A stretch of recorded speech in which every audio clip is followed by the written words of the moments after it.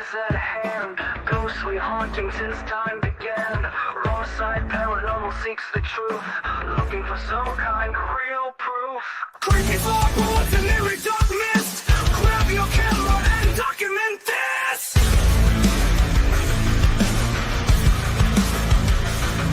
No time to run, no time to hide. We are catching all of this on the raw side.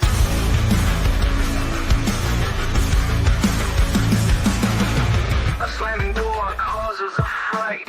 A shadowed hand appears in sight. Grab your REM pods and your K2s, or anything else you can use.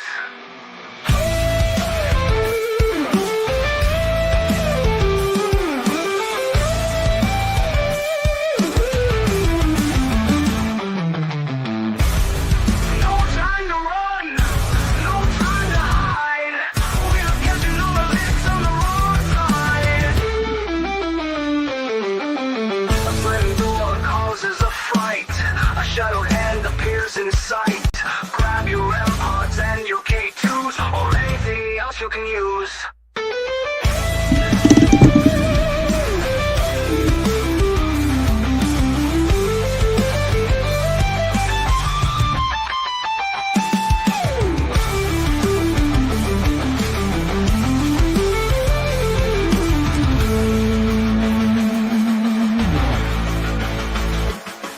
No time to run, no time to hide. We are catching all of this on the raw side.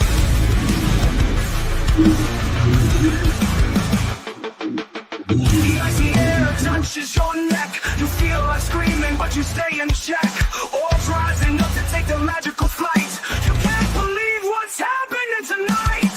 Don't run, don't try to hide. We are catching this all on the raw side. Don't run, don't try to hide. We are catching this all on the raw side.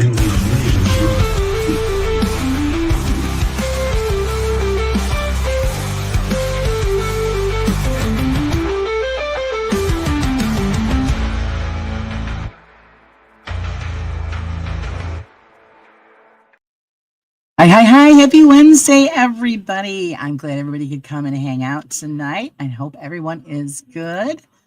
Let's see who showed up for the fun. Hi, Face the Ace. Welcome. Hello, Lady Caroline. Lovely to see you. Wonderful. It's just great. Everybody will be popping in soon, I'm sure. Unless they got something else more exciting to do, then I understand. But who could miss sitting here and chatting with a Friday House, the man of electronic wisdom? And everybody, please put your hands together and welcoming Friday. Hi, Friday. How are you? Doing all right. How you doing? Oh, out of breath. Trying to catch my breath. Hey, Bill, how's it going? But I made it. Hi, Jay. Welcome. Yeah, just a quick little emergency with my mom. And, I had to run downstairs, take care of that, and run right back up here so we could get back online on time. Nothing wrong with that. Goodness, no. My mother has a tendency, because she has dementia, so she has a tendency when she eats something, she holds it in her cheek like a chipmunk. And apparently my father didn't notice it, and then he put her to bed, and then he seen this lump on her face. So I had to go down there and get it out because she would have choked to death while she was sleeping. So Right. Yeah, he goes, I couldn't do anything. I said, you got to shove your finger in there like you're, going if like a baby has something in their Like mouth. a toddler. Yeah. Right. That's what you have to do. And I hurried up, pulled it out. I said, well, I got to go. And I ran back up here. Hi, Alyssa. Welcome. So, yeah, if we didn't catch that, yeah, she would have choked on it. So at least he noticed. Okay.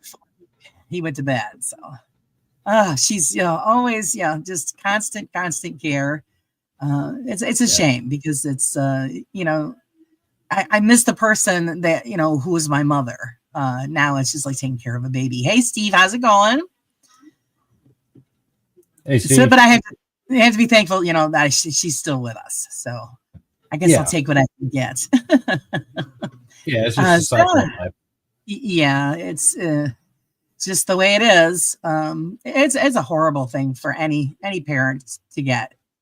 It really is, because you see them deteriorate so quickly, and you're always remembering who they were, and then you see how they are now, and it's just Right. it's very crushing. It is. So you just got to be you got to kind of put up a wall.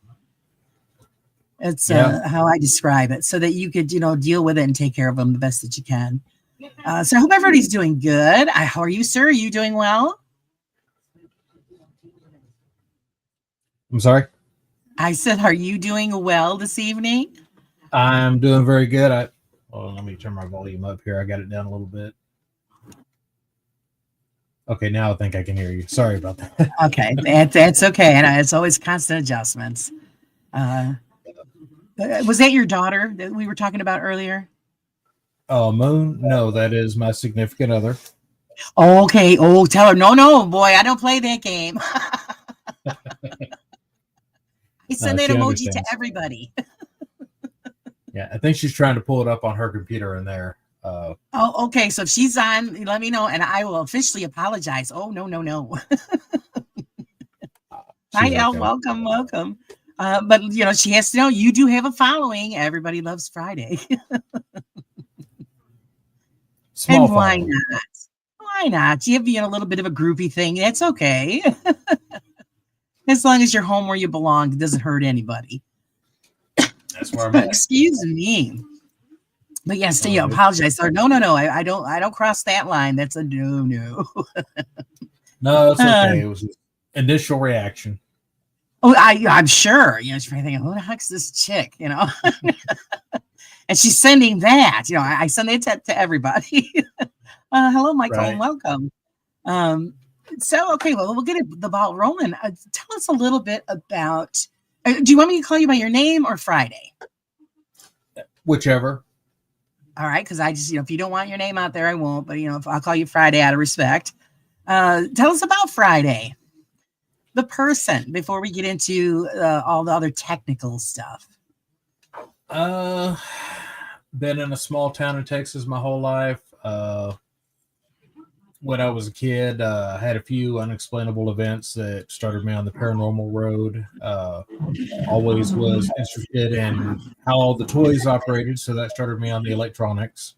My dad wasn't very happy whenever I got a screwdriver and started taking the toys apart. But now he's glad to see that I actually learned something from it. So, Right. Started then, continued to now. Worked many different jobs, learned many different trades. And here I am here today, just trying to start a YouTube channel. Yeah, it's going pretty well from what I see. We all enjoy what you're putting out.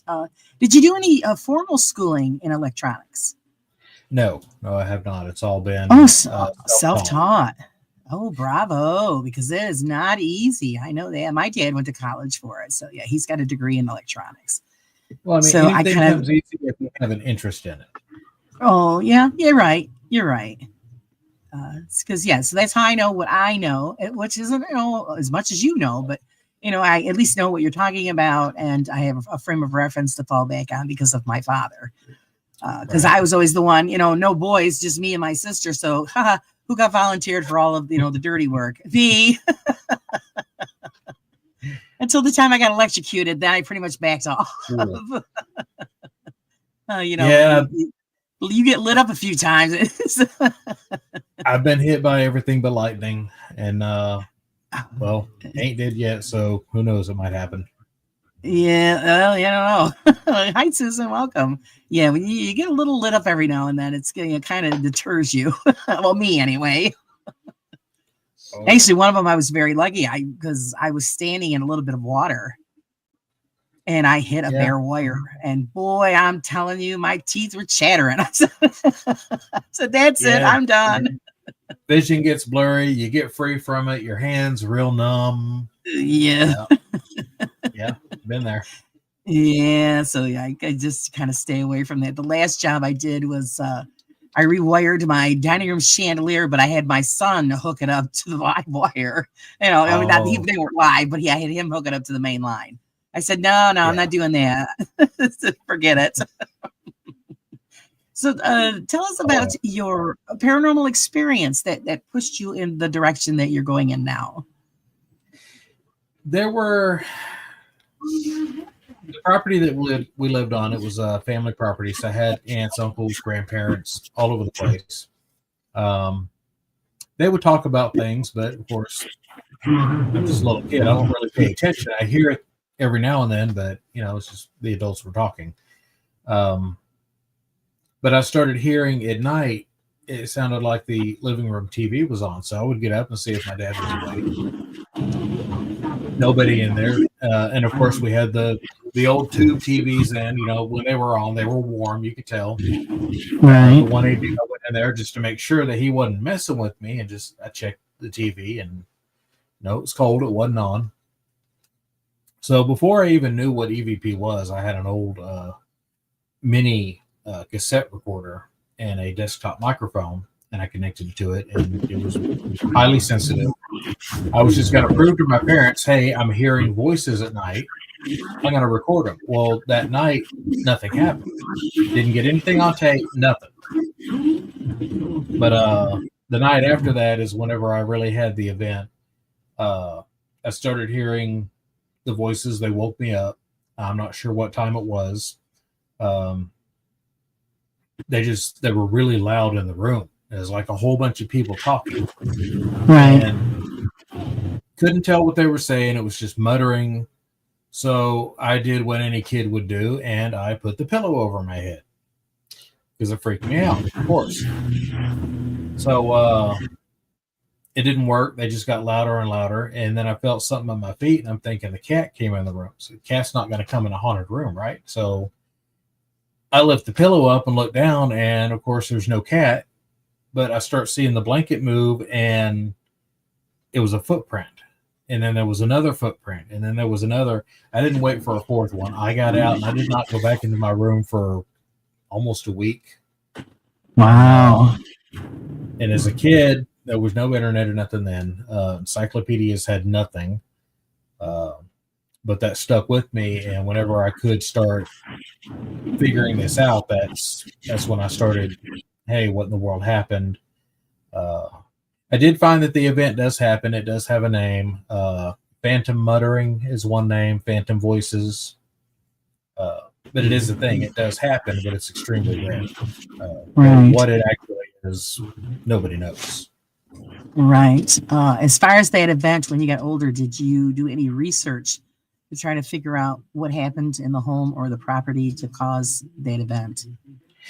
The property is still in family name, but nobody really knows anything other than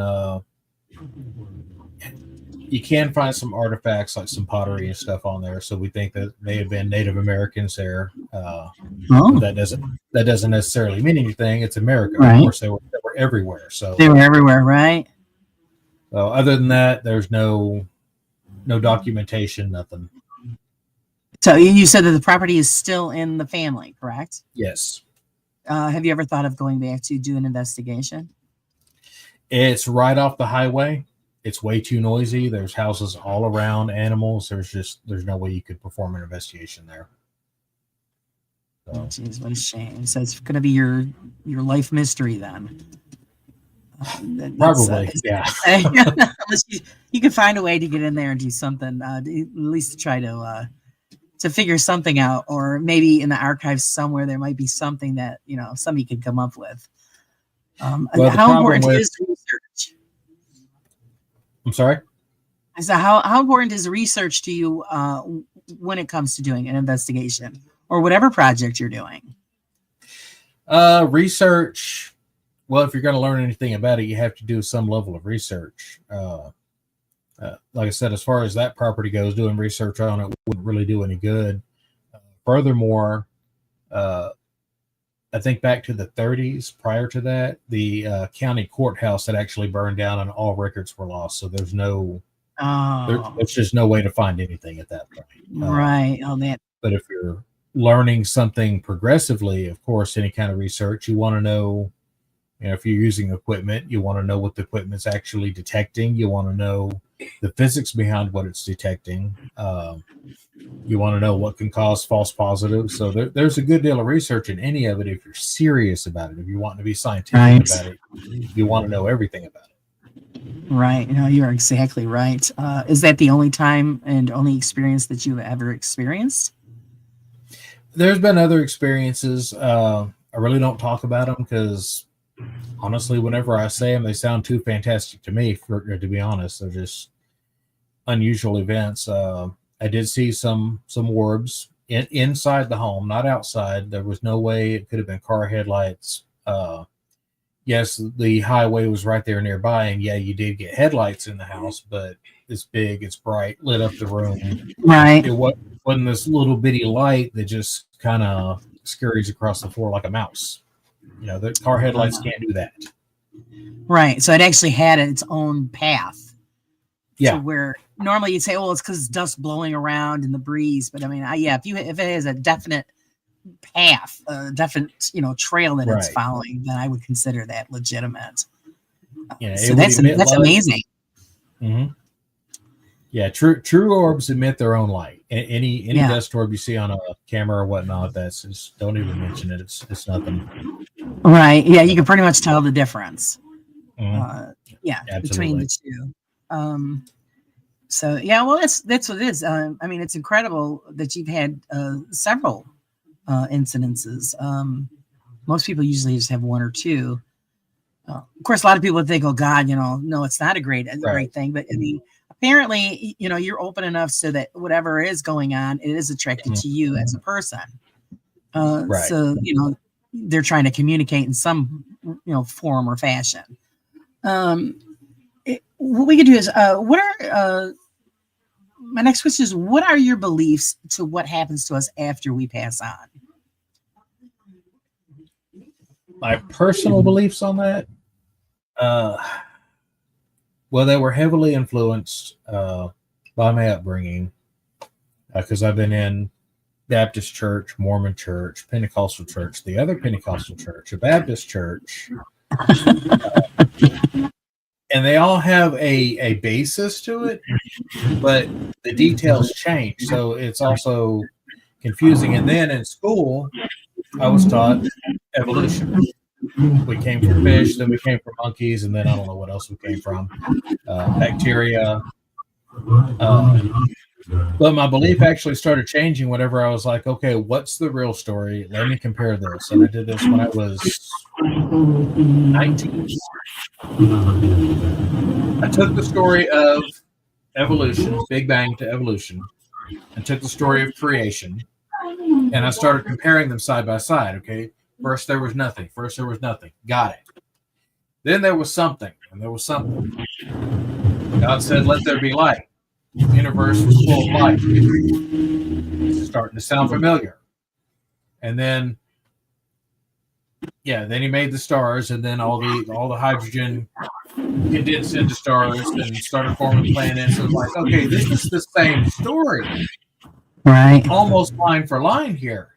But where I realized that there's something more to it is, okay, you have one story that says who did it, another Right. story that says how it happened scientifically. But we've had supercomputers, we've had telescopes, we've had the math, we've had everything that can simulate it, so we know what happened all the way back to the Big Bang. They're saying the Big Bang is not really the Big Bang, but we're still going to call it that because that's the starting point. We figured all that out, but the people that wrote this in this book tens of thousands of years ago, who told them? There you go. How did they know this? Where did they get this information? And they said that most of it they got from visions. Okay.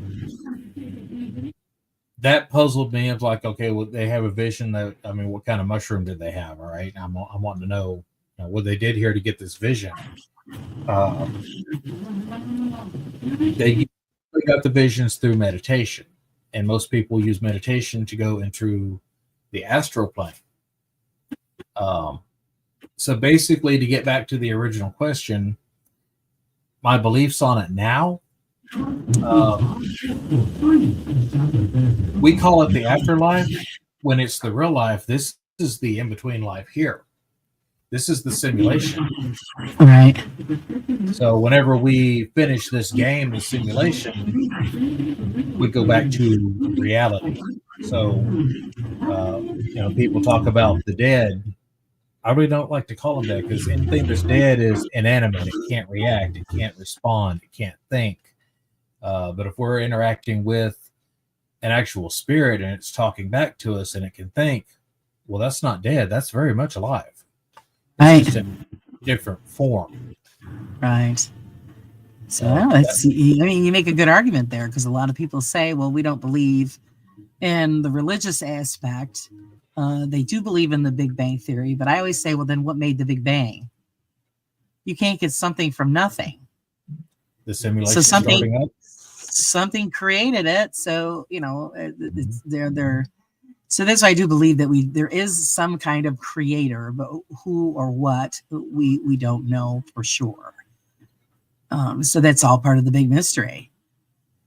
Right. As far as how do you think that seeing that your field is mostly electronics, could you give actually everybody in the chat and myself pretty much a rundown on how you think electronics and the paranormal will work well together? I actually don't think they work well together. All right, there you go. Most everything that we detect, okay, you either have sound waves or you have something on the electromagnetic field. EMF disturbances, radio waves, light, gamma rays, X-rays, infrared, it's all light. It's all electromagnetic radiation. All disturbances on a different frequency on the same field. It's like different size waves on a pond. It's all the same field. It's just different frequencies that we're dealing with. Really, the only thing that doesn't work on that field is like a Geiger counter or an ion counter, where you're actually picking up different particles, not just light. But it's the electromagnetic spectrum, and I've explained this on Steve's podcast before. It's a wide field. You go from 0 hertz all the way up to gamma rays that we can detect. And technically, it continues on to Planck length, but that's a whole other story. That's way out there, and we don't have equipment to detect that. But the math says it just keeps going. If you were to take this spectrum from 0 all the way to gamma rays, you go through radio waves, microwaves, infrared, visible light, ultraviolet, X-rays, gamma rays. That's how it's laid out. If you were to take this spectrum and spread it across the United States from coast to coast, the section of visible light that we can see would be somewhere in the middle and no wider than a human hair. That is how little of that spectrum that we can see with our eyes. Right. Radio waves, not much different. You're only picking up teeny tiny pieces. EMF detectors, they only pick up just a tiny part of that spectrum, depending upon how they're built. So our tools really aren't picking up a whole lot of only one field of the universe. So the electronics that we have, they're not really detecting anything unless that being knows how to manipulate that or even wants to. Or even can. We have no proof that they can. Well, yeah, because that's what I was going to ask you, as far as, because everybody uses like the EMF detectors, and they also use digital recorders. Do you think that I think most people get most of their data is collected on digital recordings and on camera. Do you believe that spirit, or whatever you want to call them, is trying to communicate on a different frequency that we can't detect with our own ears, pretty much? I think it's a little more complicated than that. I think it's multidimensional, honestly. Okay. There's a book. The author's name is Abbott. I can't remember his full name. But he wrote a book in the 1800s called Flatland. And no, it doesn't have anything to do with flat Earth. Don't get me started on that. No, please. I know. But it talks about a two-dimensional world. So we live in a three-dimensional world, but it talks about a two-dimensional plane and a third-dimensional being coming onto this plane to interact with these two-dimensional beings. They can hear this third-dimensional being, but they can't see it. So the being, it takes its finger and it puts it in the two-dimensional world, and from the two-dimensional, it's a good read. It's really a great book. Yeah. It's Hi, Giselle. Welcome. Mm-hmm. I'll have to look that one up. I haven't read that one. Highly recommend it. Highly recommend it. But from the two-dimensional perspective, this thing just appeared out of nowhere, grew in size, and then whenever he pulled his hand back out, the object disappears. So that's kind of how we deal with if a being or something comes in here, we hear a disembodied spirit. They're here, but they're on a level that we can't perceive because it's outside this dimension. It's here, but it's not here, if that makes any sense. Right. Okay. So do you know this person?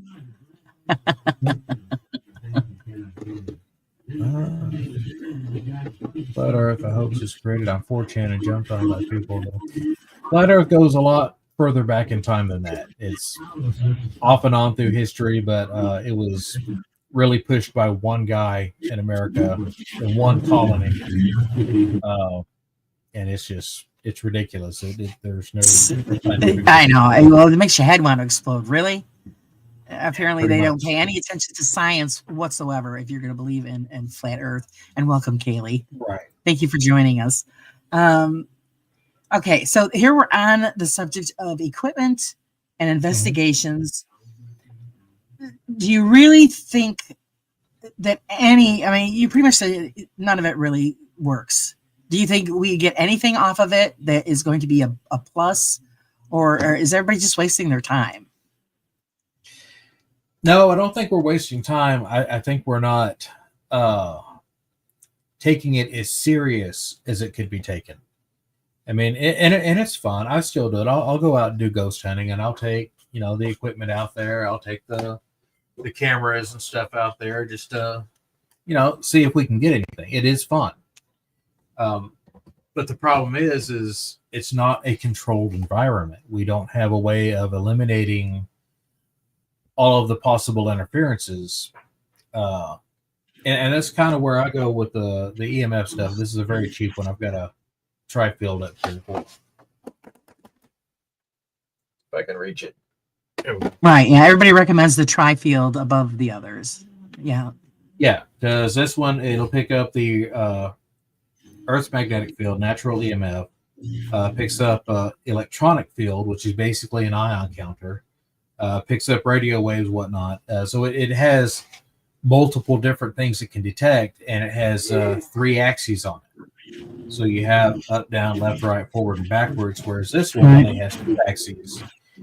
And it picks up alternate current, not natural EMF. So different EMF meters do different things. So you got to pay real close attention to that, because you go out there and you wave this thing around and you get a reading on it. Well, you just moved it through a field and it went off. So it's, like I said, it's not being taken as serious as it could be to get any actual scientific proof. We're just, it's just not being taken serious enough. Now, how would you yourself perform an investigation using some of this equipment?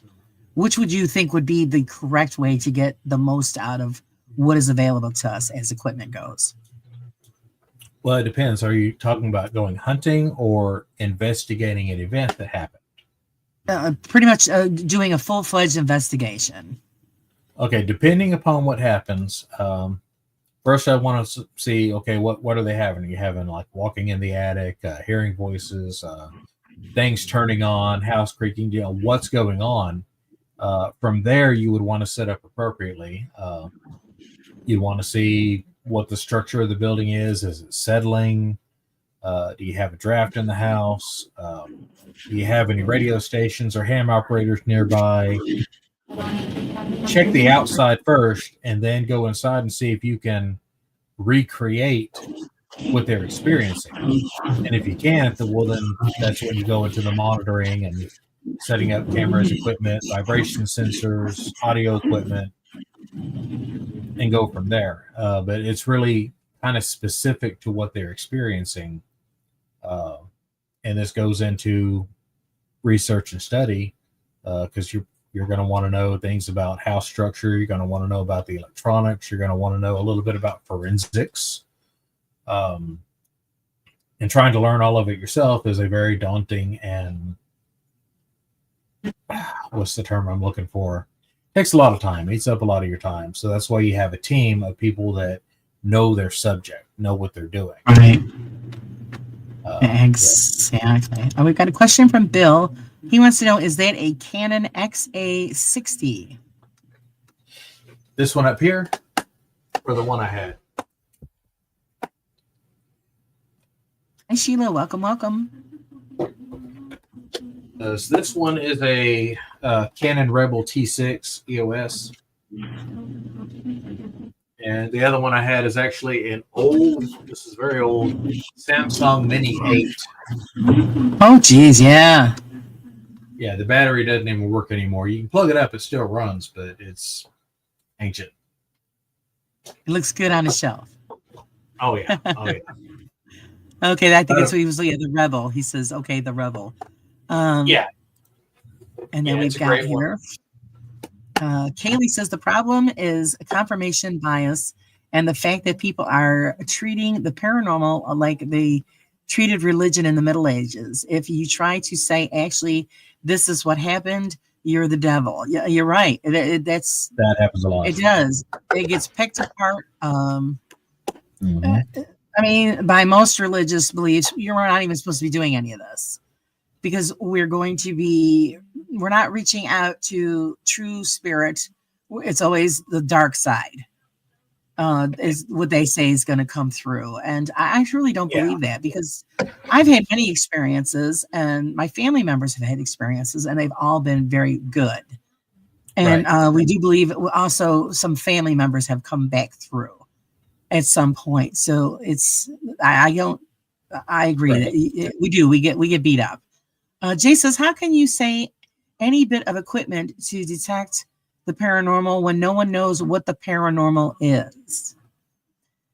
Well, the word paranormal just means outside of normal perception.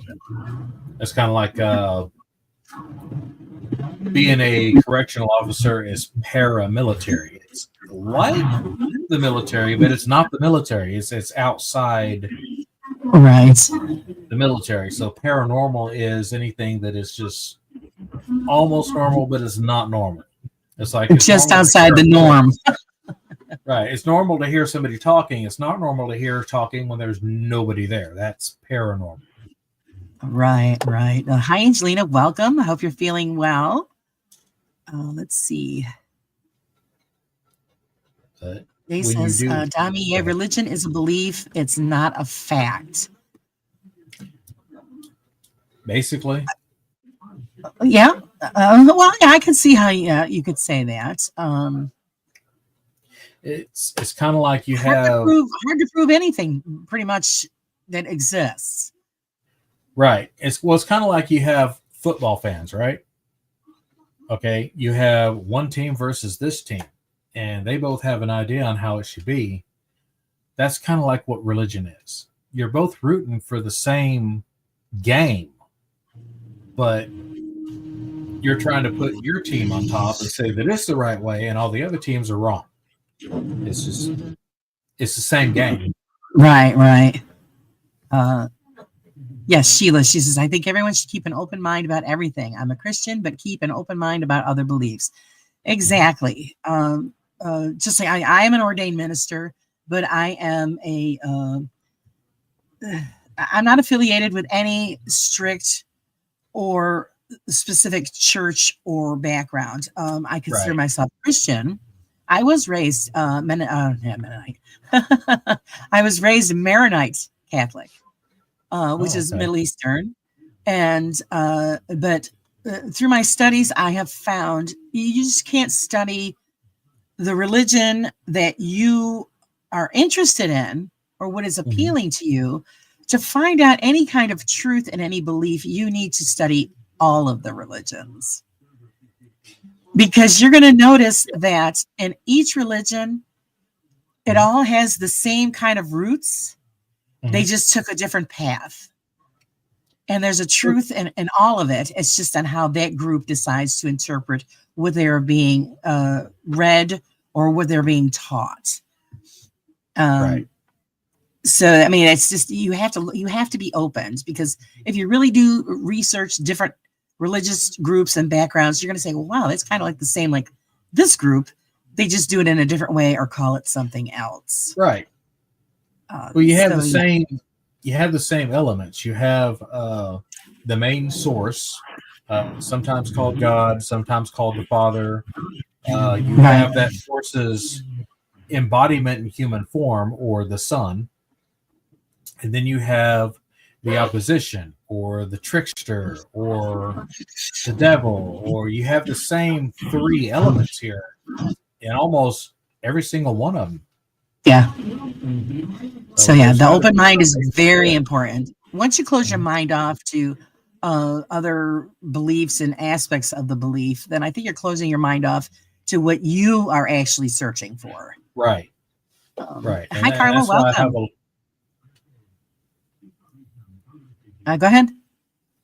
Oh, I'm sorry. I was reading the chat. I'm trying to get caught up here. Yes. Let's see. Angeline says the equipment is used right can help if believed to determine if maybe you have something paranormal. Maybe if you can alleviate anything that's normal in your equipment, if you're using it right, yeah, that's what you can do. I mean, if you got, hey, I got this weird voice coming over my telephone, well, use a frequency counter, set it up in the house. If it locks onto a particular frequency, well, then you got a ham operator nearby transmitting. You start looking for the antenna. Okay, well, hey, dude, check your SWRs because you're splattering over their equipment here. But yeah, you got to know the equipment. You got to know what you're looking for with it and what it does detect. And it can.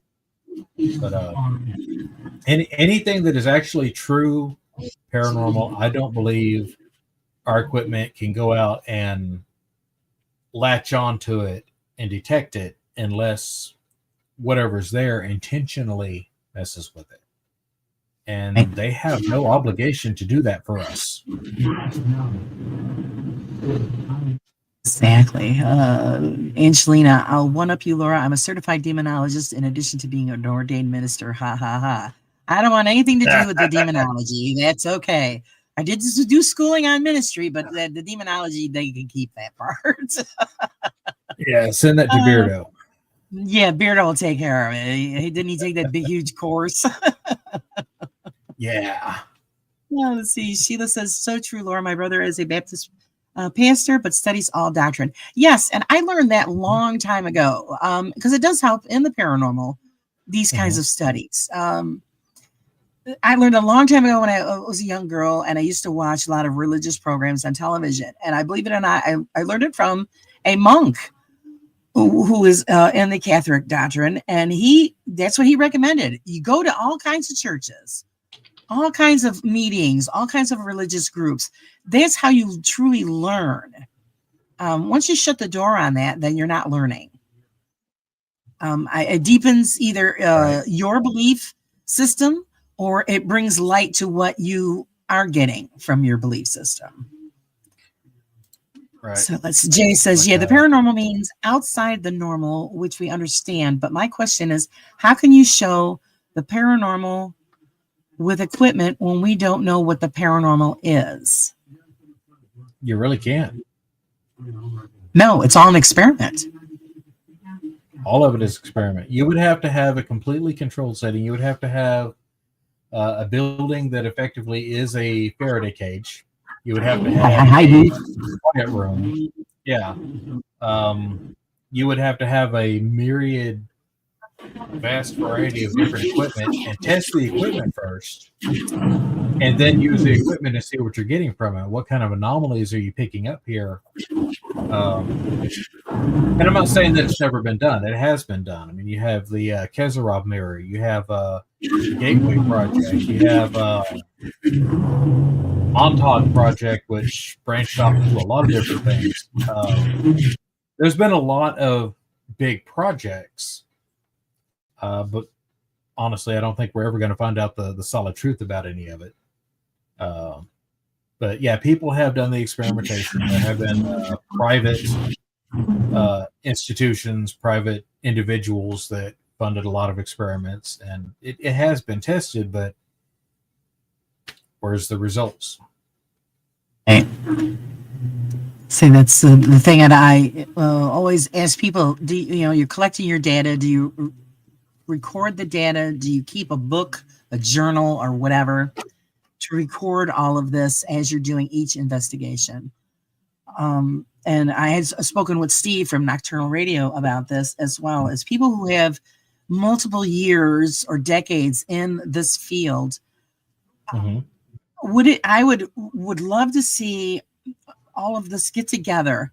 Would they collected data and then get together with somebody who is, fluent in electronics, come up with something that would actually give us some kind of real readings that we're looking for compared to what we have now? Well, we got to have something that's going to detect more than the electromagnetic field. We got to step outside of that, because it's been proven time and time again throughout all the years. There's using it is no proof. There's just not any proof. And cameras are good for documenting. About the only thing that I've ever actually found that was proof is either you experience it yourself or EVPs, but even that's not proof, because in this day and age, everything can be faked and nobody will believe that it's real. Right. There is no proof anymore. Exactly. And it's really hard to document your own experience, because most of the time that happens and you don't have a camera or a recorder with you. Exactly. It's always like, they catch you with your pants down. And it could be on purpose. It just could be on purpose. Because who's to say that, they want to be on camera or on recording. Right. Let's see. Kaylee said, I was raised Catholic, later rejected all religion until I found Wicca because of the people that preached. Yes, because a lot of them are full of shit. That's why. You find a lot of, yeah, exactly.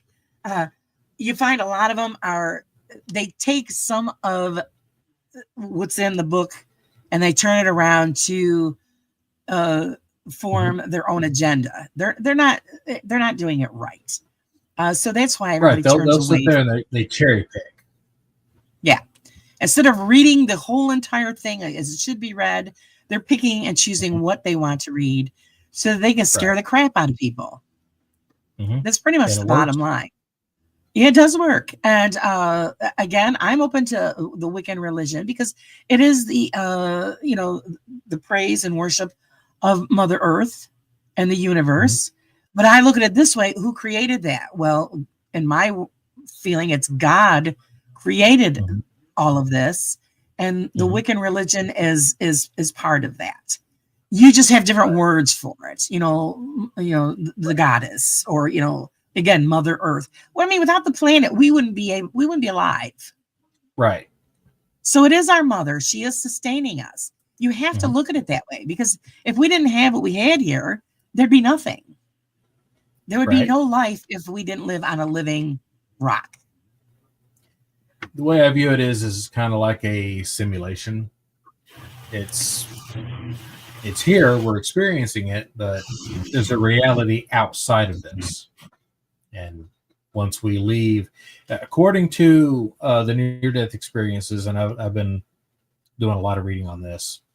Where was I going with this?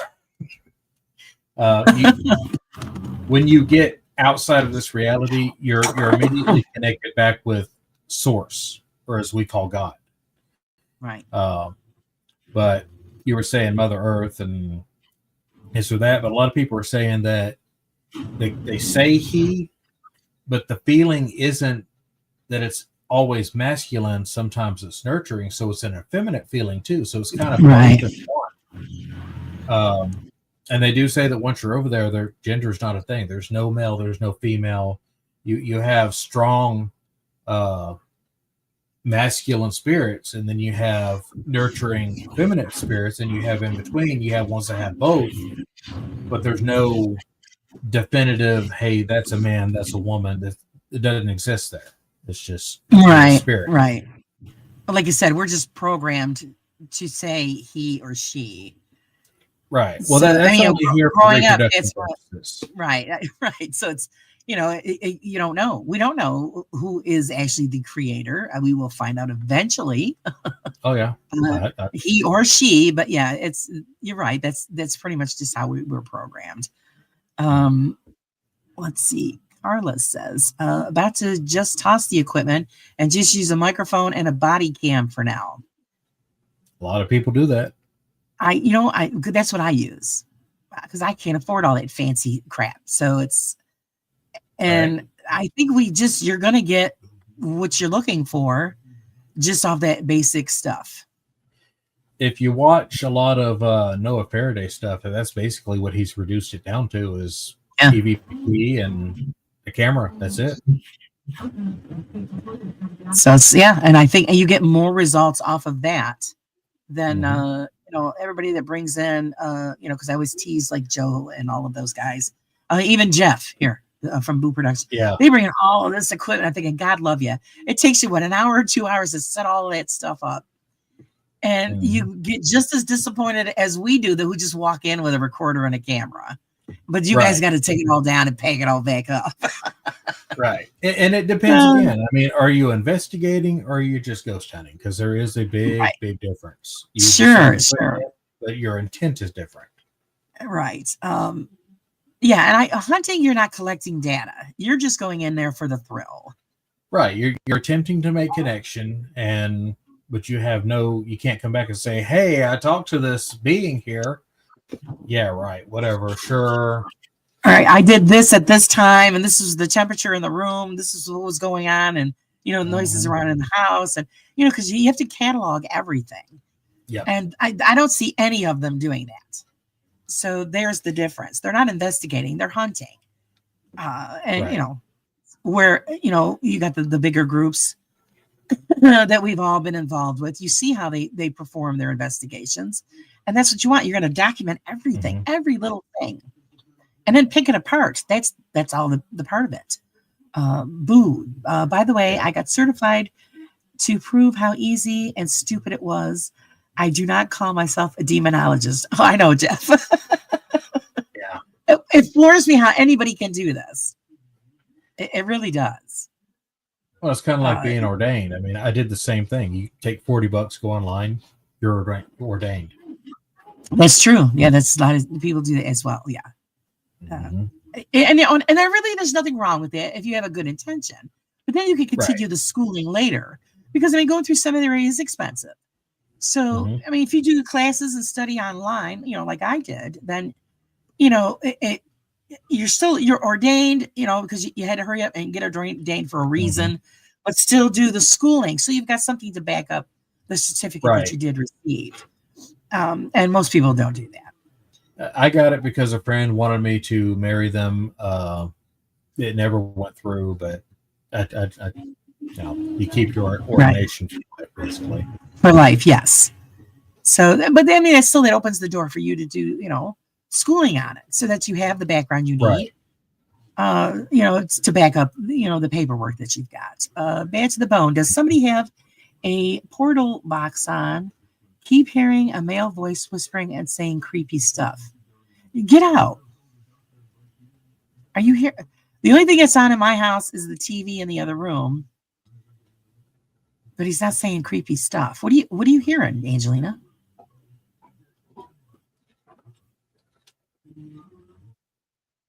It's people moving around and talking.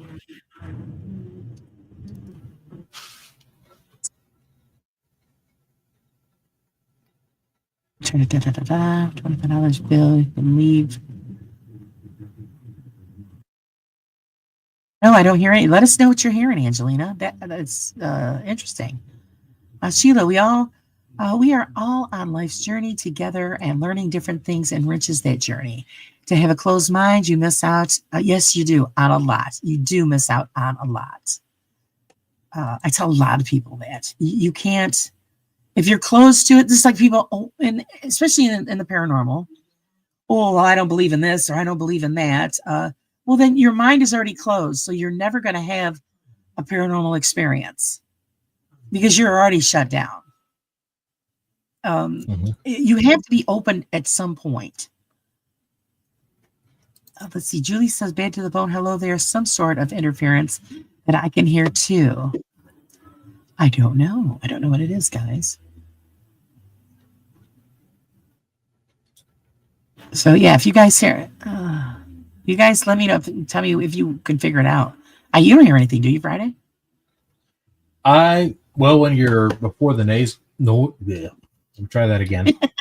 Before your noise gate kicks in, I think I can hear your TV behind there because I can hear a little bit, but I've tuned it out. Right, yeah, that's my husband. He can't hear very well, so he has it turned all the way up. Okay, that's probably all it is. That could be what it is. Jay said, sorry, I'm an open skeptic, and that's okay. But that's its experiments have been done with all this electronic things, and no proof has ever been proven. So why still use it? Because you never know. Well, it's still being used for a multitude of reasons. One, ignorance. You have people wanting to get in the field. They watch TV, and they see all these gadgets, and they're like, oh, wow, look at the results they're getting. I got to try this. I'm going to find a proof. And that's what they do. And it's pushed like that. They haven't done any kind of studying to see what the equipment is actually picking up. It's like they download the app on the phone without ever thinking, okay, if we can communicate with spirits through these phones, wouldn't we have been doing this a long time ago? They don't think about that. The app is not going to open up a portal within this electronic device. They don't think about that. So that's why they're still being used, is people getting into the game. They haven't been burned by the fire yet, basically. Kaylee says, so Friday, does that mean with the way you look at it, reincarnation is like a factory reset? Actually, it's like the way reincarnation is explained by them is the soul is trying to progress, basically to learn. So they come here.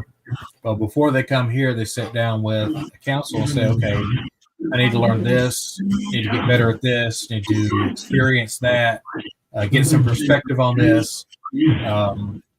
And they say, okay, well, we're going to put you through all these different events here so you can learn from it, see what's going on, and hopefully you won't get too dark with it, won't completely turn against everything. So you come here. This body has no memory of anything before here because it's of this planet. So it goes through everything. Everything's recorded, and whenever you leave the body, you take all that memory with you, and then you review everything. You review all your interactions with everybody. You review you from their perspective, and you're like, okay, wow, really, I learned something from this. That was really bad, so I need to be better at this. But I need to learn more, so let's go back to another body. And that's what reincarnation is you're doing it again. Okay, I didn't get it right in this last life. Let me try it again. Put me in a different situation. And that's how they describe it. Whenever they die, come back, that they're shown what they're supposed to do. And that's what they do. Right. Yeah. That's what I've always heard too. That it's a restart because you didn't finish or didn't do it the correct way the first time around. Or you did, so and you just want to learn something else that you do it again. Right. Oh, excuse me, my goodness. Jeff says all I do is set of cameras and mics, which means way more hours spent catching nothing. Yeah, you guys set up so much equipment. I got to give you, hats off to that. It's a lot, but Well, you I got to do mean, it right. you're serious about it. Mhm. If I had more stuff, I would have set it up as well. If I did more indoor type of investigations, you have to have that. Because most of the beefs you get from the debunkers is that, well, they were only filming this direction. What's going on to the left, right, or behind? So you need all those cameras in those directions so that it can catch looking whatever. at each other. Yeah, because when it always happens, you'll be on the other side of the room and bang, oh, that was over there, towards the windows. Well, if you had something pointing in that direction, right, you would catch it. So that's, I just tease you guys because I've seen what Joe and him set up, and I'm thinking, oh my Lord, it's that's a lot. Yeah, but it's if that's you're going into those places, right. You got to watch where you run cables. You got to pay attention. Right. And it's that's what it is. It's work. There. Oh, Michael says I just filmed my cell phone because I'm broke. Yeah, I hear you, Michael. Well, and that's another thing. The stuff is so expensive, and it's done that purposely so that they could rape you financially, and you're going to use it a little while, and then just say, right. You can go to a dollar store, get a prepaid cell phone camera, and the quality of the video is actually really, really good. So you don't have to go buy. It's like this Canon brand new. I think it was like $600 brand new. I got it for half the price at a pawn shop. But honestly, my cell phone does almost the same quality video. You can't put the lenses on there. I like the lenses, but yeah, I mean, with a cell phone, honestly, until you mentioned it, Michael, I really didn't even think about it. It's good quality. Right. So you really don't have to spend hundreds or thousands of dollars to do this.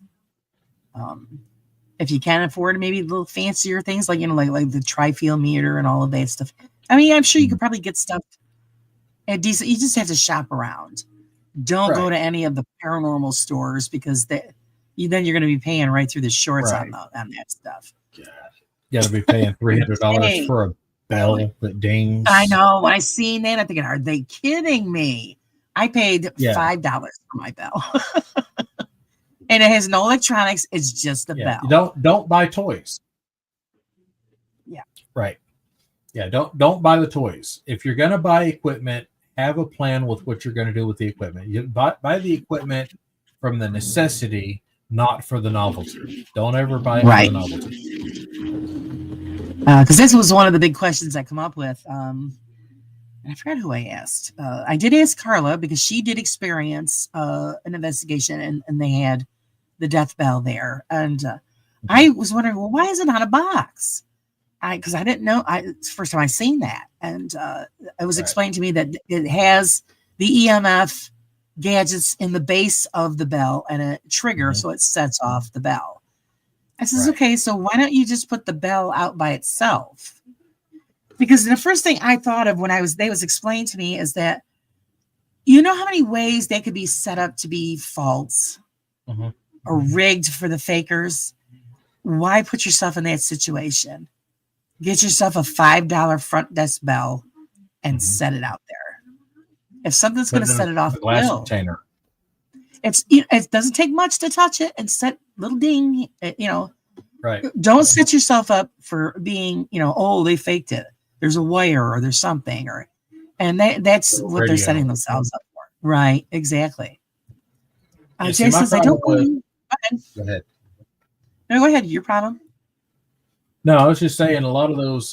My problem with a lot of those toys that just detect EMF, like the dead bell or anything else that detects EMF to dance and sing for you. At what level is it going off? Because there's no readout, there's no display to tell you what it's picking up, what level. So how many Gauss is happening there? So there's no scientific value to it whatsoever. It's just a toy. You're not getting anything real.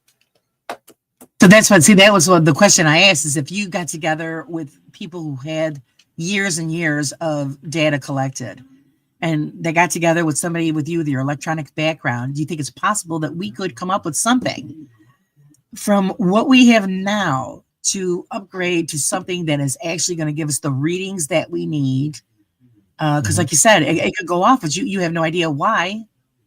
Right. Or what range or whatever frequency or so what set it off. This is what I was getting at is is it possible to create something like that? What you would be creating would be something of precision. It would need to be very precise, and you'd probably have to do a lot of programming and algorithms so that you can read the data coming off of this stuff and try to find any anomaly or any repeatable action. And you would have to have a myriad of other sensors all around to back that device up. So it's kind of complicated to find anything that's going to be better than what we have, because you're really going to have to get precise with it.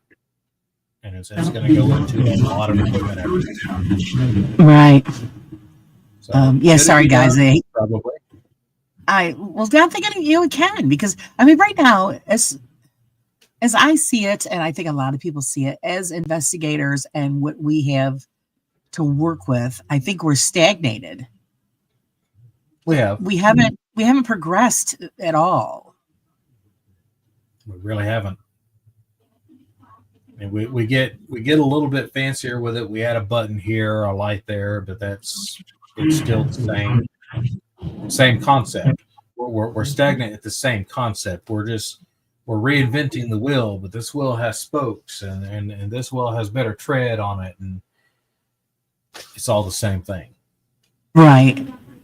So yeah, that's what I was hoping that we could actually maybe someday somebody would come up with something that's a little more advanced than a box with a bunch of lights on it. Right. I think we need to get away from the EMF field as the core medium that we're detecting stuff on. We need to branch out and just. Does anybody happen to have a large hadron collider we can use?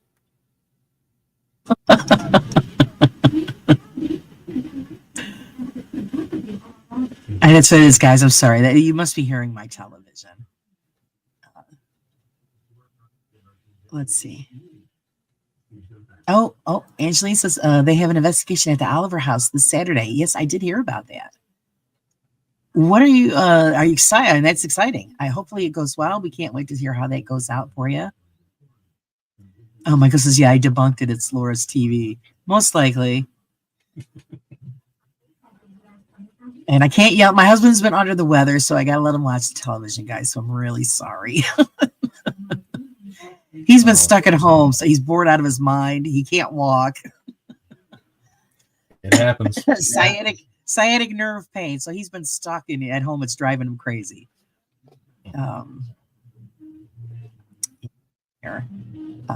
In a 15 by 15 basement, we had 7 cameras with Kenny, myself, and Joe filming. Wow. So you had to deal with them 14 times. And see, that's what I'm saying. Joe, you guys, they're serious. They're getting what they get. And then again, you got to wait for all of them to go through all of that data, all of that film. Is holy mackerel. So it's a lot. It really is a lot. Yeah. You got to sit there and watch each video, and you're really kind of watching it 4 or 5 times, because you got to watch this corner, then replay it and watch that corner and that corner. Because if you watch just the center, your vision won't let you see everything. Right. Yeah, because you just hone in on that one thing. Everything else is blocked out. So it's a lot of work, and I don't think people realize how much work really goes into it until they have to sit down and do that editing and all that stuff themselves. That's why I always joke around and tell everybody I don't edit. If I'm out and I'm filming something, I come home, put it on a computer, put it out. That's what you guys get. Right. Because I just don't have 15 to 20 hours to edit a 3-minute video. I just don't. Right. I don't have it. Yes, Carla. Yes, a lot of footage to go through. Carla says, I use 2 cameras on my own, and that seems a lot. Yeah, it does. Hey, Lay, welcome, welcome.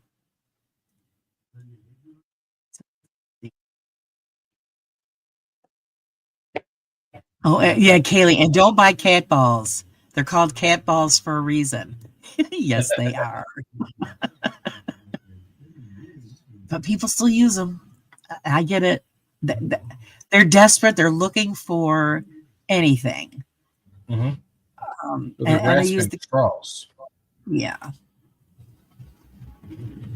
Angelina says the death bell has terrible reviews and many, many complaints that the hammer gets stuck. I have a $5 bell from Amazon. Yeah, you bought the same thing I did, $5 bell. If it's going to happen, it'll happen with the $5 bell just as quick as the $200 bell. Mm-hmm. Carla, it went off at certain responses and had to turn it down because of sensitivity. Caused the group that set it up hit it high, and I don't know why. Yeah, see, that she said that she did get some responses. So that's interesting. But did they correlate with anything? Were you able to repeat the event? Could you make it go off? I mean, was there anything else happening at the time? So that's where we got to get into being precise about it, and that's the only way we're going to break free from this and prove that the fakers are fake without a doubt. Because right, yeah, we do, but but to answer your question, yeah, we got to get really precise. So, and that's the importance of collecting and writing stuff down. Mm-hmm. So you have that to go back to. She says, when I asked something, it went off along with my K2. Well, can't say it's not nothing, but I wasn't there. Yeah. So, and then she believes she's had an experience, and then you just write that one down. And what would be great is if you go back again, Carla, and then you could see if you could experience the same exact thing in the same spot. And then see if it matches up with what happened the first time around. That would be really exciting. These guys, they're all talking about power options with this.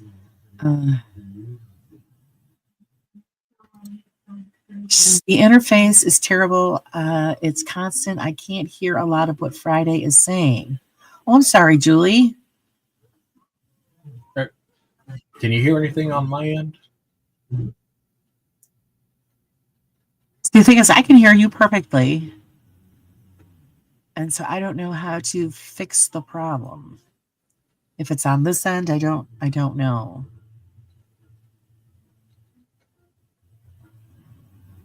I mean, I do hear the TV, but it's really not that loud. So I'm sorry, Julie. I don't know how to fix it for you.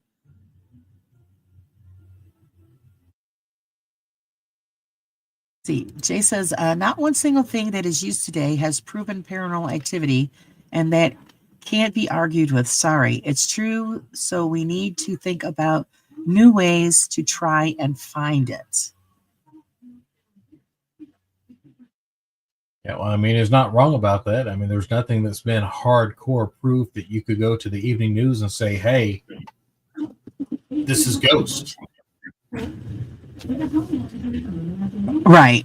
Well, no, because if we could prove it, then that's it. Everybody could just stop what they're doing because the answer has been found. Right. That's the whole part of the experiment. That's why everybody keeps using the gadgets. Yeah, it's how do you make something intangible tangible? Right. So I mean, if we don't even know what it's made out of or what dimension it's in, how do we go get it? Right. So, I don't know. I tried a little bit of adjustment there. Is that a little bit better, Bill? And Julie, is that a little bit better? Just let me know. Jeff said he's building a Death Star Friday.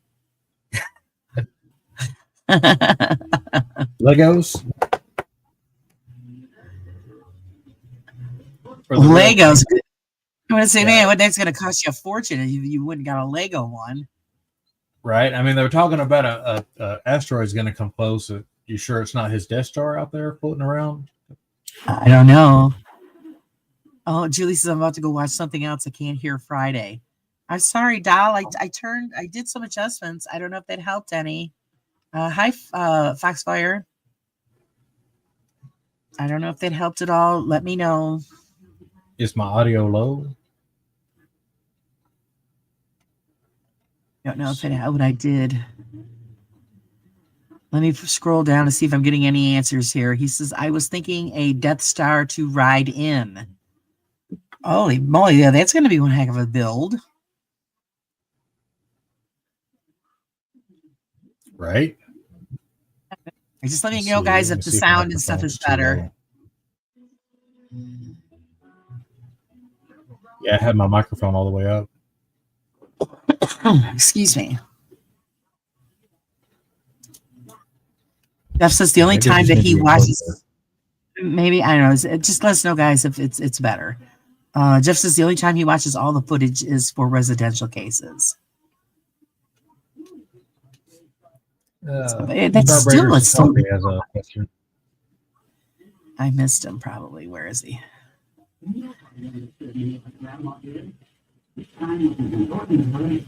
Fire John, the one, is he asking Jeff or see? I'm totally lost because I'm worried about the sound. Sorry, guys. What did I miss here?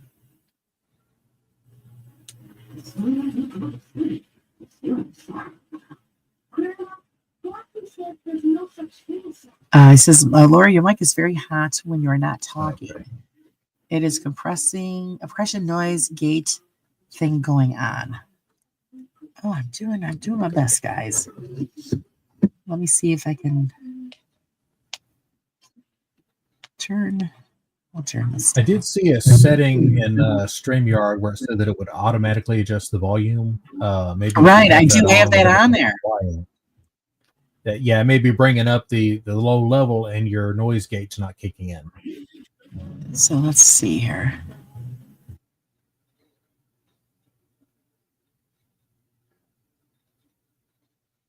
Let's see if that's any better. Okay, I did another adjustment there, guys. Let me know if that's any better. I'm sorry, guys. Carla says here, and I'm sorry, Bill, retype in your question. I probably scrolled past it. People will use the equipment they like and are comfortable with. I don't think there's anything wrong with that as long as you investigate why it's going off, because its location and interferes, etc. No, yeah, we agree. I mean, it's like I said, it's we're not saying don't use it, and Friday's not saying don't use it, but he's telling us to learn what the equipment is for, how it works. And then just document all of that data so that when you do reuse that equipment, see if there's a comparison. Yeah, and be mindful what you're going out there to look for. I mean, like I said, there's a big difference between ghost hunting and paranormal investigating. You know, if you're investigating, well, you're getting very precise with it. You're not using off the shelf equipment. If you're ghost hunting, well, you're just going out to try to make contact, and that's right. Is a personal experience, not a scientific venture. Right, here we go. Bill, how did you come up with your name? Good question. The Friday House name has been brought along from a couple different ventures. I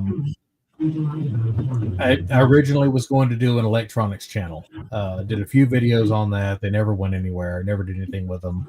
But the whole idea of Friday House is Friday is the day you start your weekend to do your weekend projects, and that was the theme that I was going to go with. Was it's Friday, let's have some fun, DIY, 3D printing, all that. Didn't have time for any of it, and that's when it kind of flooded. So I lost a lot of equipment, lost a lot of the electronics. Boy. Yeah, life happened. So then I was going to dabble in voice acting, which I do help with a few projects on that. It just not making any money from it. It's just little fun. But I've always been interested in the paranormal, so I just like, you know what, let's get back to my passion. So that's why I just brought it along to here and kind of put it all together, the electronics, the paranormal, all of it, just put it together and mix up the Play-Doh, and here it is. Ah, there you go. Yeah, Carlos says, I do not like to investigate with groups of people or people I don't know. I did it to get the location and went off by myself. Yeah, I agree with you, sweetie. It's sometimes you have no choice, especially where you went. It was a really popular place. It was a great place. I hope you go back and you can sneak in there again off on your own, because it was a great spot. And I hope you get to experience that again. But I would bring my own. Don't because you said the bell belonged to the property or the group that you were with. I would set up my own just to see. Mm-hmm. Even if you set it off, put it next to each other and see what happens. That would be interesting to document, if anything happened with that. Kaylee says, yeah, the twins need to stop. I'm sick of them saying everywhere is demonic. You know what? I tell everybody, this is the year of the demon. Because no matter what video you see on there, it's a demon, it's a demon. If it was a real demon, they wouldn't be on video. They'd be screaming going down the street. Right. They don't know what it is. Well, if there's anything there at all, they have no idea, no clue of what it is. I mean, some people say, well, I saw my uncle the other day. Was it? Did he show ID? I mean, right? You don't know what you're dealing with. So you can't, when they come out and say, oh, yeah, it was this, they don't know what they're talking about right away. Right.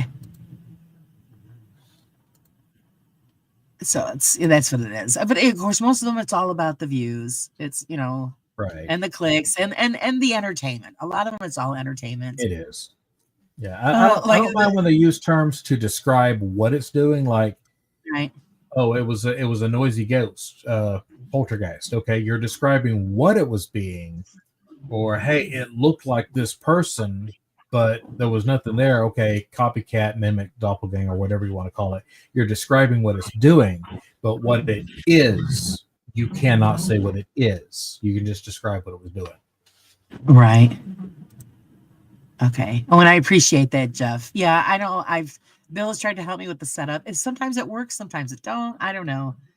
And other times I have no problems whatsoever. And like, there's nothing I can do about the TV noise, but everybody says that the sound is better. So hopefully I fixed whatever was going on. Jay, again, sorry. I know my opinion can be annoying. They're not being annoying. This is an open floor, sweetie. You could say what you want. No. As long as you're not going after somebody verbally, I'm all right with it. I know my opinion can be annoying, but if any other scientific or industrial industry releases what they were doing didn't work, then tongue-tied tonight, guys. Then they'd stop doing it. And he's right. He's absolutely right. And like he was saying, hold on, where was it? He said, always demon, never angel, and you can't have one without the other. Well, that's a very good point. You're not being annoying, Jay. You're making good points. Yeah. Very, very good points. Yeah. Let's see here. I think if we looked at it from a business side, and I can understand them using the word to attract views and a paycheck. Yeah, that's what it is. It's a business, basically. And that's right. Go to Google Analytics and start putting their buzzwords in, and start comparing the word angel to demon, and you're going to see a vast difference there in the click throughs. And that's what they do. They look for these words that have this high response through Google and YouTube. And that's why they say it over and over and over. And that's literally what that is. So, yeah, maybe that's what we need to do. Just drop a demon or two in there and just roll with it. I don't know. It annoys the crap out of me, but that's what they do. And yes, I agree with you, Jeff. Yeah, the twins don't bother me as much. They are annoying because of their energy and the way they do that stuff. It does drive me nuts. But Paranormal Nightmare, yeah, they're going into people's houses and what they're doing is wrong. And I think it's great that everybody is going. They're calling them out and bringing them to the forefront because they're wrong. You can't do that to people. Take on a residential investigation and fill these people's. They're already afraid. Yeah. And all these guys are doing is making it worse, and then they're leaving. Well, they're not giving them any real answer, and that's what. Okay, when people are afraid of something or can't figure it out, they're going to call out a professional. Their air conditioner quits, they're going to call out the HVAC company. Right. And unfortunately, in both of these industries, you get these quacks that just take advantage and, oh my God, no, you have this going on and you need to pay this much to get it fixed. Right. Yeah.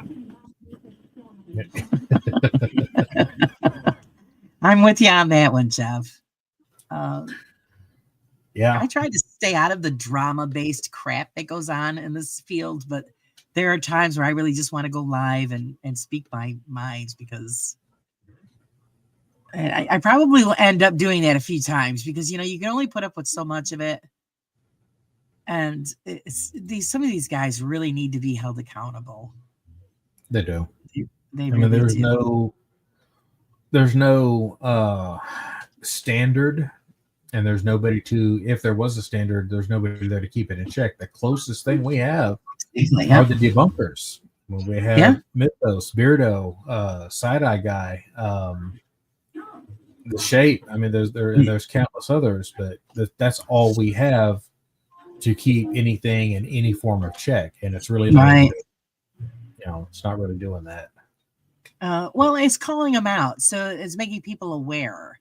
Because how many times have you heard, or people, oh well, I loved so and so, but then I've watched your program, Beardo, and you're like, oh, they turn the light on. Holy shit, yeah, that's how they really do that. Or I never noticed that mask over the video. I thought it was an artifact, and the fact that they can recreate it and show you how they did it, I love that, and that's why I like watching Kenny Biddle's videos because. The way he does it, the way he proves it and shows it is awesome. I like the way he does that. Yeah, I've always recommended him as well because I said, you want to find out, how things work and how things are picked apart.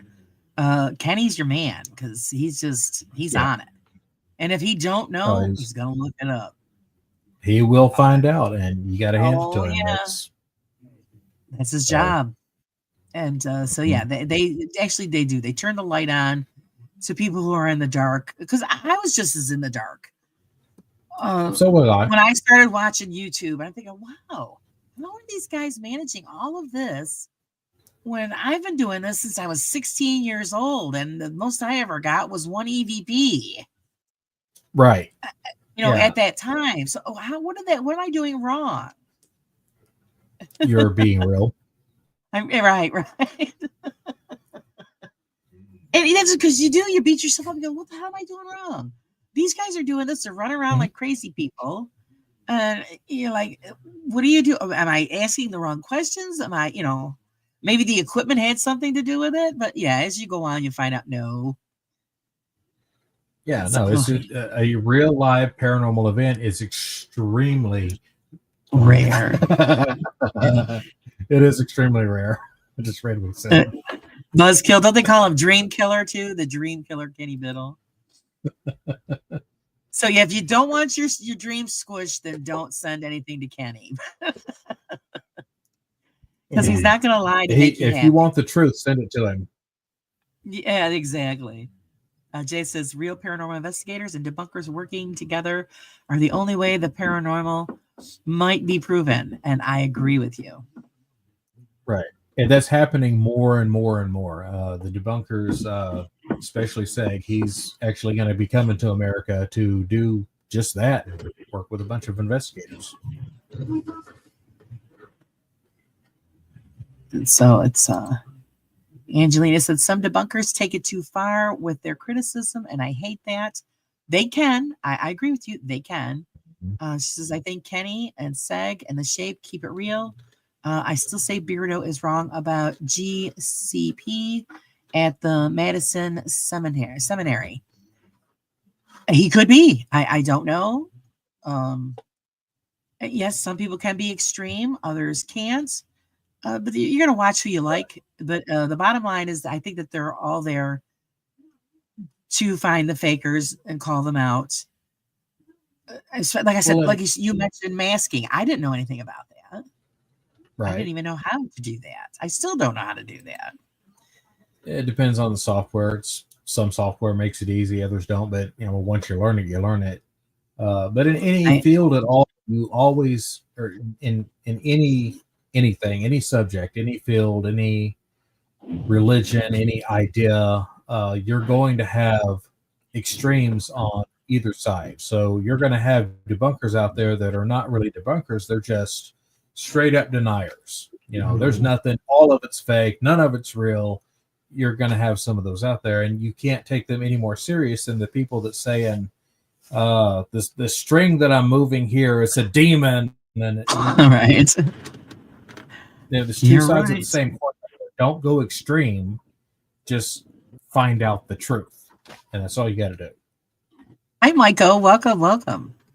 Yeah, and that's what I always call the debunkers, the paranormal police, because Yeah. they're the ones that get in there and they check out that stuff. And like you said, with the masking, I had no clue until I watched Josh from Paranormal Seekers, and he showed exactly how it was done.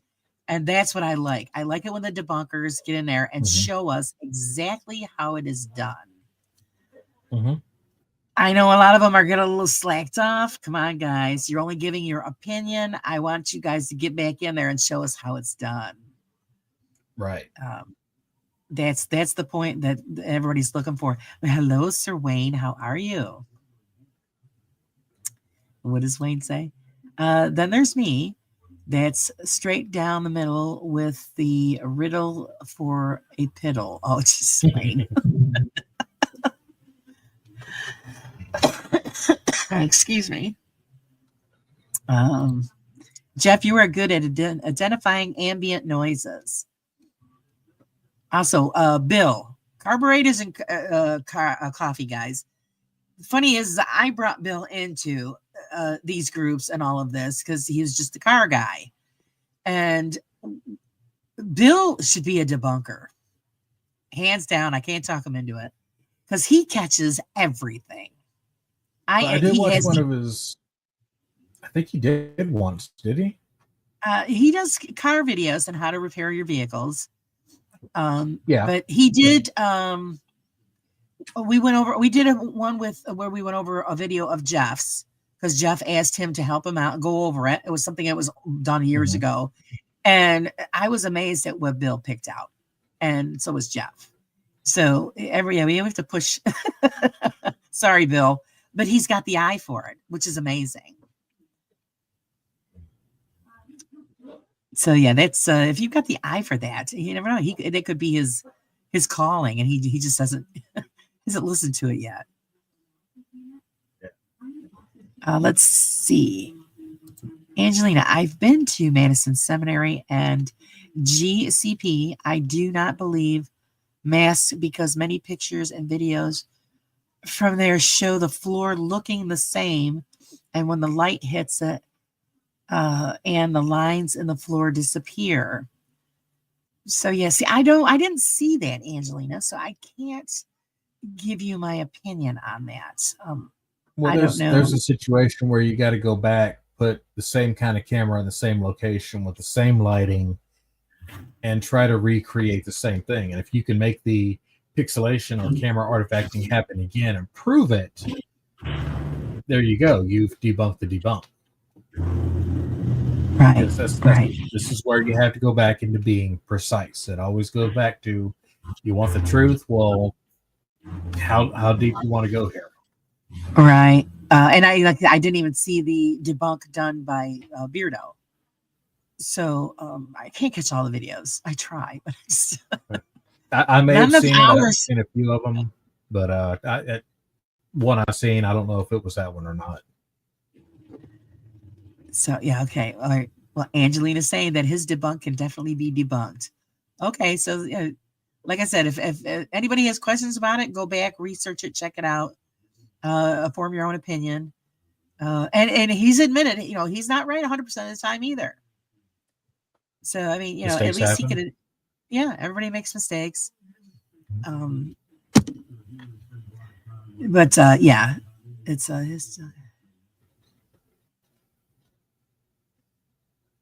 Jeff. Oh my God, I really felt bad. Don't feel bad, Bill. You did what he asked you to do. You looked at it. You found things that weren't exactly up to snuff, and he appreciated that. I am sure.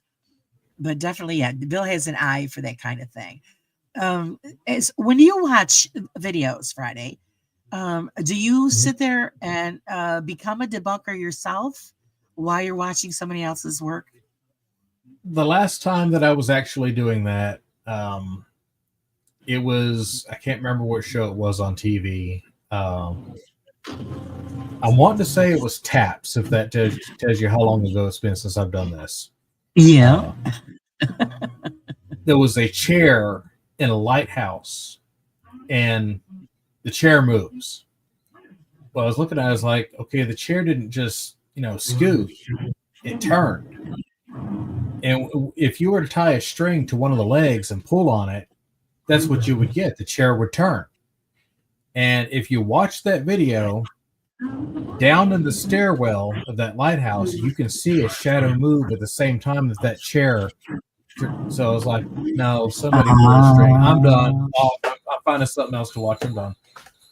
And I never watched any more on TV. A lot of people are like, well, how do you like Ghost Adventurers? I don't. It's all fake.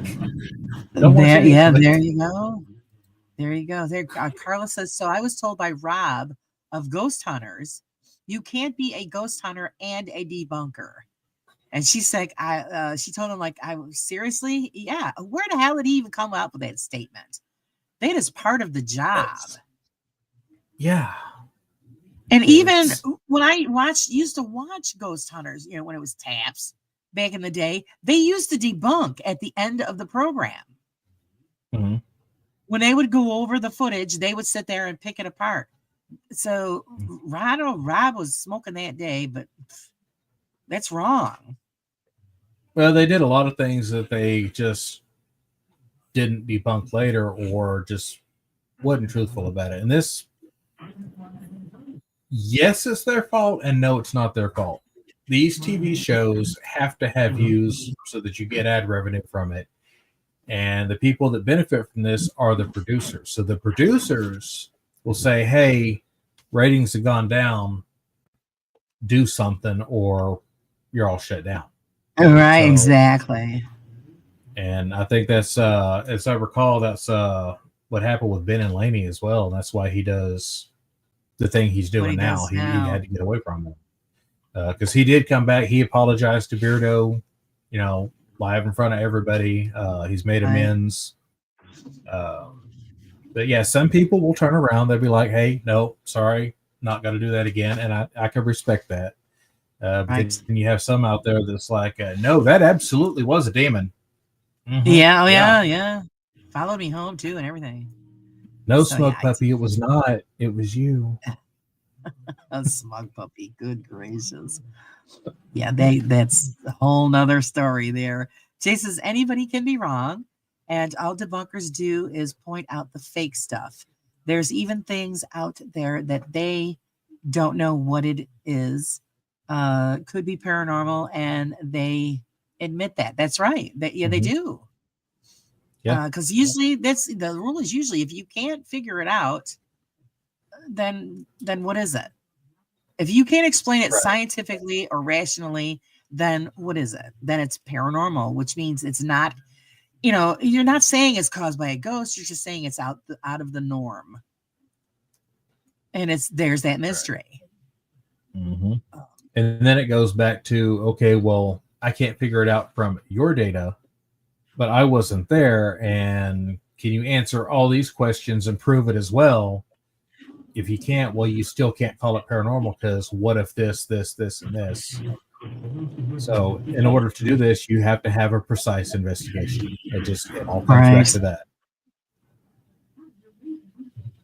Let's see. Everyone to know who Rob was. Apparently he's somebody from the Ghost Hunters team now. I haven't watched any of that stuff in years. And the thing that's sad is that when they first start out, before they get involved with television, I do truly believe they had good intentions and they were looking for answers. But then when that Hollywood dollar hits, you've got to follow the script. Yep. If you don't, then your contract is canceled and your paycheck is gone. So I see why they do when it gets to that point.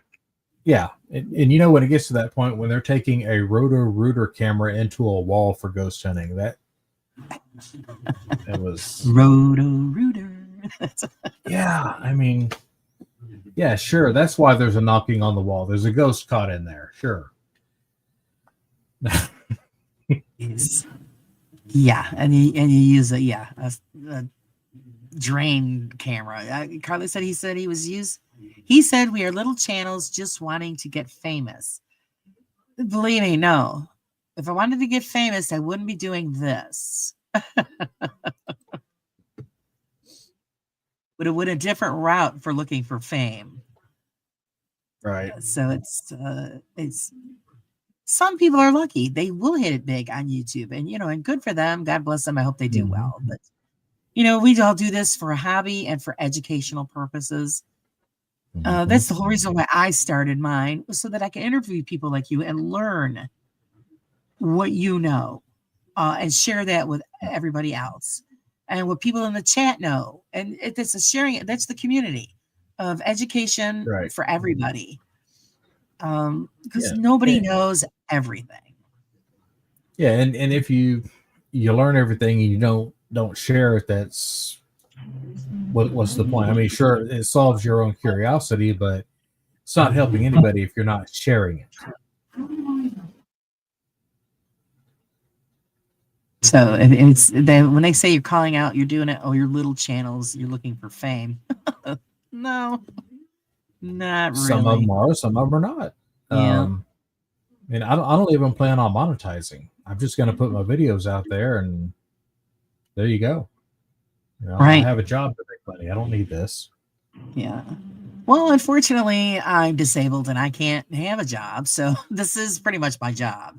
Besides taking care of my parents, but that's monetization. That would be great. I really don't put it in the forefront. Again, and I get yelled at all the time from Bill. Guys, if you'd like to help support my channel, just click the link at the top of the chat. Whatever you could do would help. It's great. I don't always mention it because I don't know. I just don't. But if you want to, I would greatly appreciate it. Also, don't forget to subscribe. And Friday is up and coming. He's a man with a lot of information, and he needs to share it. And we need to learn, guys. Hi, Wisdom. How's it going? So, yeah, and anything that I ever get does go right back into the channel.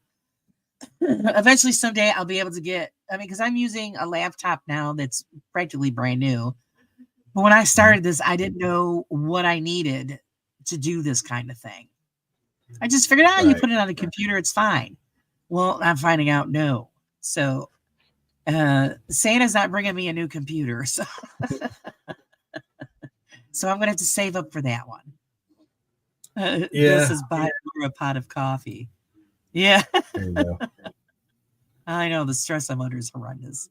It's gonna take more than coffee. There actually is a funding site called Buy Me a Coffee. Oh yeah, that's what I have. Ko-fi. That's what it is, and I just hit me up. If you want to buy me a coffee? That'd be fabulous. But I don't always ask about it, guys, so it's up to you. Support her. So yeah. Somebody asked me earlier about, hope Santa's good to you this year. I said, there's no Santa this year for us. Santa's not coming to our house. We weren't good enough, I guess. No, it's just, hey, other things take priority than Santa Claus. So Yeah, and that's that's kind of how I am. I've learned to use whatever I can get. This is a probably 15-year-old laptop that I forced Windows 10 on and put a second monitor on. This monitor's with the main computer that's almost 10 years old by itself, and that's all the editing. Everything that I do is all on that. Beautiful. Mm-hmm. I see. I do have an HP desktop, but it doesn't have what I need. I have the storage on it. Is I have a terabyte of storage in there, but nice. As far as the other things that I need, the other specs don't meet up.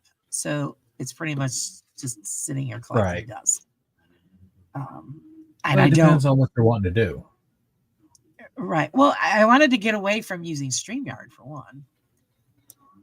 But the other streaming applications, the laptop, they don't work right. Either got a lot of lagging, or problems with audio. I can't put certain things on because I don't have what I need. Right. And yeah, that's Bill says the cost of upgrade is way too much. It's probably just cheaper to get a new computer. What you would probably want would be somebody's older gaming computer, because you're not going to be gaming on it.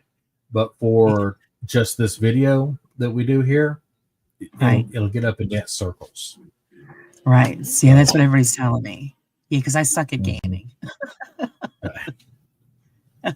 I've tried I haven't played games in a long time. It's been a while. I have an Atari Ace. I can kick butt in Atari. When they upgraded to all this other stuff, it just totally blows. It's just, I don't know. I just can't get the hand of it. I don't get it. Yeah, I remember when Call of Duty came out originally. My cousin, he was going on about it, talking about all the levels he's done, what he's done in it, all the people that he talked to, and all these entertaining stories and whatnot. And of course, I'm sitting there, I'm like, yeah. Yeah. I got one question. He's like, what's that? Says, have you ever beat Pong? He got up and walked away.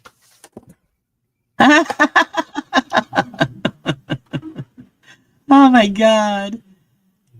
I'm thinking, what is that? What is it? Yeah, let's see. Wisdom, Atari Pac-Man. Yep.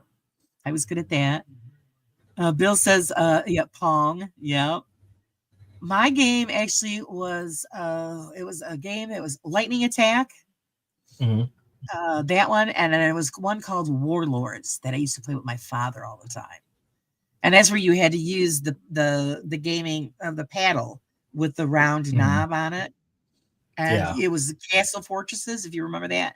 And you had to knock down the bricks to get to the inside of the castle. Yeah, yes. Warlords. I was great at that game.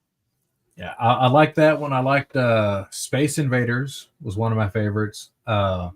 Demon Attack, which is kind of an obscure one. A lot of people don't know about it. Yeah, I used to love that one too. Yeah, the puzzle ones like Pac-Man. I think I got to the second screen once. I was just terrible at it, but no, yeah, like the Pong, the Breakout, Space Invaders, the shooter games. Those we're really dating ourselves here. It's okay. Those games are fun. I watched my son play these games that they play now, and I'm thinking, holy crap, forget it. What was the one? It added cars. And it had the hookers in the game. You guys know what I'm talking about. I can't think of the name of it. I used to go around and just run the hookers over because that's the only thing I knew how to do. I'm like, what are you doing? I'm hitting the hookers. Jay says, why does Mrs. Claus wish Santa was like a stocking? Because stockings are hung. Sorry, just thought I'd throw that. Woo! Yeah, actually, still play some of those old games. I lost my Ataris because I had a box of games, all the controllers, two 2600s, a 7800. Now I just get emulators, and I get these controllers that are USB. You plug them into the computer, and you run them on an emulator. That's how I play my games. Oh, pretty cool. I have the emulator set up where I can use this with the Atari games as well as the NES games. Pretty neat. Actually, it's kind of funny you say that because when I was growing up, my parents had these friends. One of my father's friend's wife worked for GE, and of course Atari was big then, and they used to manufacture the chips for the games through the company that she worked for. And then there was a ROM chip. It was and you would put that inside a cassette thing, lock it down, and then put it in the gaming system, and you had all the games. They used to get all the games for free because they were programmed on those chips. So yeah, we kind of lucked out with that because they would bring down the whole case and we played any game we wanted.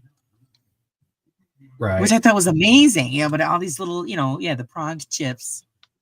And I should find out where those are. See if her daughter still got them. Right. A lot of them, the chips that they used, they were called ROM chips, read-only memory. And you would burn the bin or the hex or the binary or whatever they would call it. You would burn that code into the chip. And then in some of the game systems, the chip itself was actually the processor. But others, it was just you had the processor in the game, and when you plug the game in, kind of like a computer, whenever it boots up, it looks for the hard drive, looks for the program. Right. Well, it would look for that ROM for the game. It essentially was the operating system. But some of the ROMs were actually rewritable, and people would erase it and put their own game systems on there, and they could create their own games or modify a game and play with the original system. Right. Yes, you guys are right. Yeah, it was Grand Theft Auto. Wisdom says, I played the emulated on the Vice mic. Oh, I have the huge C64 collection. I don't remember. I remember the Commodore 64, but I remember when they first come out with computers, my father had it was just a keyboard that you hooked up to your television. And then you had to type in. Yeah, you had to type in the program, which was pages long, just to get like your name to go across the screen. The TRS-80 was just as bad. And that was my first experience with computers. I'd sit there for hours. Well, when they come up with the cassette tape, they could just play all that into it. Much easier. Yeah, you make one screw up, and then you had to start all over again. Mm-hmm. You used to piss me off. Okay, hold on. I got a backspace here about 300 lines. Hold on. You're right. Well, then I'll forget it. I've been here like 2 hours. I give up. Right. So yeah. And then I try it again the next day. But yeah, it's amazing how far we've come in computers and in electronics, and I love it. But I wish we could just start pushing it more towards the paranormal field so that we could maybe advance in that. That would be great. It really would. Yeah. Well, you're trying to use electronics to detect an unknown part of reality, right? And we don't even know what it is. So how do we know what to use to detect? Because it's kind of like blindfolding yourself and saying, "Hey, in this room there's a balloon, and here's 5 darts. Good luck." I'm giving us the benefit of the doubt, Friday. I'm thinking that we can. That's how much I believe in it. That we can actually come up with something. So you got to keep it open. Well, we need to make a list of what we know. Right. And that way we can just eliminate from that, okay, this isn't working. We tried this a billion times. That's not working.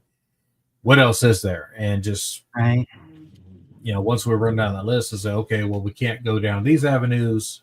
Let's try a new one. And that's where we want to go. and nobody's done that. And that takes a lot of manpower. It takes a lot of studying. It would be a huge undertaking. You would have to create an institution that would need some funding to have people to sit down and do that. Yeah, you're right. And they don't And- take us seriously. So, Right.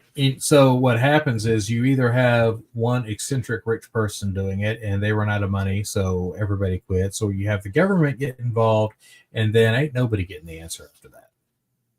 right. God forbid, Jeff. He says that Cody and Satori are the future of true paranormal research. I just wish they would go back home and disappear. Yeah. I'm not watching you anymore, Jeff. That's just wrong. That's just wrong. That's it. Jeff needs a timeout. He said bad words. Listen, so people need to use pencil and paper more to document what they do and any results that they think they've got. I agree. I still use a pen and paper. Mm-hmm. You know, whatever I can, I write it down, and it's. You're right. We do. But it would be nice, like I said, if we could come up with something, just a little aid to help lead us in a good direction, you know? Yeah. It just because right now I believe we're stagnant because everybody's doing the same things, same equipment, getting the same results, which is pretty much nothing. And you have people that's trying to find out the truth, but they really don't know how to go about it because, again, it's a shot in the dark. And then you have people out there using the same exact equipment and faking it, and it discredits all of it. If you fake anything at all intentionally or not know what you're doing, it literally discredits the entire field, and we have to get away from that. Hey, Giggles. Welcome. Oh, she's coming in towards the end. I want to get in one quick question because you guys Friday's going to have to take off pretty quick. What is your future plans as far as the paranormal goes? I'm going to continue my studies until something gives me an epiphany. Right now, I'm flying under the title of paranormal theorist because I got theories, and all I can do is find some way to put them to the test. It's kind of like you have a physicist that comes up with the math, and then you have a theoretical physicist that puts it to the test. They work with the engineers and test it, find out if it's true. And that's why we have the Large Hadron Collider. That's the theoretical physicist at work there. Right. So right now, I'm still learning several different things and trying to connect the dots. And that's really all I can do right now until I actually find some breakthrough somewhere. But this is in my free time around from working on the house, doing my job, taking care of family, all of that. So family comes first. Exactly. And then just everything else falls into place afterwards. So I want to thank everybody for joining us. Please remember to check out Friday's videos. Get as much information you can from him. And he bounces around everywhere to help everybody out. So don't be afraid to ask him questions. He's always willing to help everybody out because he's just that nice. Again, please, like I said, like and subscribe to him. Like and subscribe here if you please. It's free. And if you want to donate, you have that opportunity as well. It would be greatly appreciated. And everybody, thank you for joining us. I had a great time. I learned a lot. Oh, man, Jimmy, we're rolling out the door, man, and you missed it. You're going to have to start over, Jimmy. You're going to have to start over. We got like 8 minutes, I think. Quick, Jimmy, get a question in. 8 minutes. Yeah, I am going to try to get more videos up. I've got multiple scripts, and they're going to be various different things. I am going to be doing a few parodies and whatnot, but they're all to make a point. And they won't be released until sometime mid-January, maybe as late as February, but and that's mainly just because I don't have time to do all of it right now. But whenever I do it, it's going to be a bunch of them that goes up at the same time. Right. So yeah, he'll get those Jimmy. Let the dogs out. It wasn't me.